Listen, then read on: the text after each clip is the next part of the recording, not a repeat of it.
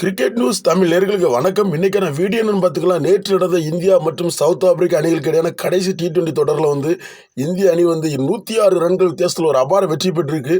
இந்த வெற்றியின் மூலம் தொடரை சமன் செய்திருக்காங்க. இந்த மேட்ச்ல நம்ம கேப்டன் சூரியகுமார் யாதவ் ஒரு மிரட்டலான சாதத்தை பதிவு பண்ணியிருக்காரு. அதை பற்றி தான் தெளிவாக பார்க்க போகிறோம். அது மட்டும் நம்ம குல்தீப் யாதவ் ஒரு சூப்பரான ரெக்கார்டு வச்சிருக்காரு. 5 விக்கெட்டுகள் அள்ளியிருக்காரு. வாங்க அதை பற்றி விரிவாக பார்க்கலாம். அதுக்கு முன்னாடி ஒரு லைக்காக தட்டி விட்டுருங்க. நேற்று இந்தியா மற்றும் சவுத் ஆப்பிரிக்கா அணிகளுக்கு இடையான கடைசி T20 மேட்ச் ஆரம்பிச்சது. இதில் டாஸ் வின் பண்ணி சவுத் ஆப்பிரிக்கா கேப்டன் பந்து வீச்சை தேர்வு செய்தார். அதனால் இந்திய அணியில் வழக்கம் போல நம்மளுடைய கில் மற்றும் ஜெய்ஸ்வால் ஓப்பன் பண்ணாங்க. கில் வழக்கம் போல 12 ரன்னுக்கு நடை கட்டினார். அடுத்து திலக் வர்மா டக் அவுட் ஆகி வெளியேறினார். அதன் பின் நம்மளுடைய சூரியகுமார் யாதவ் மற்றும் ஜெய்ஸ்வால் பார்ட்னர்ஷிப் அமைச்சாங்க. 2 பேருமே ஒரு அதிரடியான ஆட்டத்தை வெளிப்படுத்தினாங்க. ரன் ரேட்டை குறையாம பார்த்துக்கிட்டாங்க. பவர் பிளேலேயே 60 ரன் வந்துட்டு 2 விக்கெட் போனாலும் ஒரு அட்டகாசமான பேட்டிங்னு சொல்லலாம். நம்மளுடைய ஜெய்ஸ்வால் 60 ரன்களை குவித்து ஆட்டம் இழந்தார். அதன் பின் ஒரு பக்கம் தன்னுடைய வழக்கமான காட்டடியை தொடர்ந்தார் நம்முடைய சூரியகுமார் யாதவ். 35 பந்துக்கு அரை சதத்தை கடந்த அவர் 52 பந்துக்கு சதத்தை கடந்தார். வேற லெவல் பேட்டிங்னே சொல்லலாம். ஒவ்வொரு ஓவரையும் ஒரு 6 ஒரு பவுண்டரி அடிச்சு மிரட்டினார் நம்மளுடைய சூரியகுமார் யாதவ். 56 பந்துக்கு 100 ரன்களை குவித்தார் நம்மளுடைய சூரியகுமார் யாதவ். அதில் இந்த 7 பவுண்டரியும் 7 சிக்ஸர்களும் அடங்கும். இவங்க 2 பேரோட அதிரடினால இந்திய அணி 20 ஓவருக்கு 201 ரன்களை குவித்தது. 7 விக்கெட்டுகளை இழந்து 202 அடித்தால் வின் அப்படிங்கிற ஒரு இமாலய டார்கெட்டை பிக்ஸ் பண்ணாங்க. இருந்தாலும் சவுத் ஆப்பிரிக்காவில் நம்மள டேவிட் மில்லர், மார்க்கம் சொல்லி பல அதிரடி பேட்ஸ்மேன் இருந்தாங்க. அதனால இந்த மேட்ச் என்னால் டஃப் கொடுக்கும் அப்படி தான் நினச்சாங்க. ஆனால் நம்ம இந்தியன் பவுலர் எதிர்பார்ப்புக்கு மாறாக சுழன்று செயல்பட்டாங்க.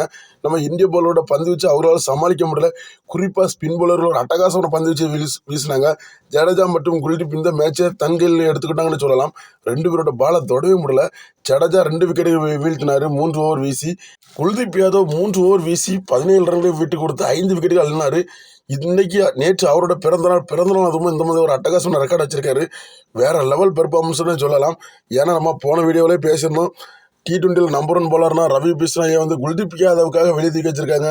அவருக்கு ஒரு வாய்ப்பு கொடுத்தா நல்லா இருக்குன்னு பார்த்தோம். ஆனால் குல்தீப் யாதவ் நான் தாண்டா T20 நம்பர் 1 எனக்கான இடம் எனக்கு தான் அப்படிங்கிற மாதிரி அவரோட பெர்ஃபார்மன்ஸ் இருந்துச்சு. வேற லெவல் பவுலிங்னே சொல்லலாம்.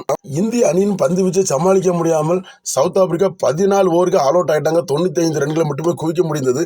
அதனால 106 ரன்கள் வித்தியாசத்தில் ஒரு அபார வெற்றி பெற்றாங்க நம்மளுடைய இந்திய அணி.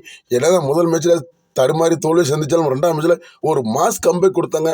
ஒரு அதிரடியான டீம் அவங்க சொந்த மண்ணில் 14 ஓவருக்கு கட்டுப்படுத்துறது வேற லெவல் விஷயம். அது எதிர்பார்க்க முடியாது. அந்த அளவுக்கு இருந்துச்சு நம்மளுடைய இந்திய அணியோட பெர்ஃபார்மன்ஸ்.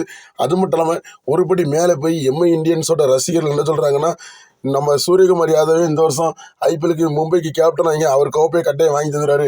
ஷர்மாக்கு வயசாகிட்டு ஷர்மா ரெஸ்ட் எடுக்க சொல்லுங்க அப்படின்னு சொல்கிறாங்க. ஏன்னா அவர் ஒரு சாதாரண பிளேயராக இருந்தால் அவரோட விளையாட்டு வேற மாதிரி இருக்குது. கேப்டனாக இருந்தால் வேற மாதிரி அதிரடியாக விளையாடுறாரு.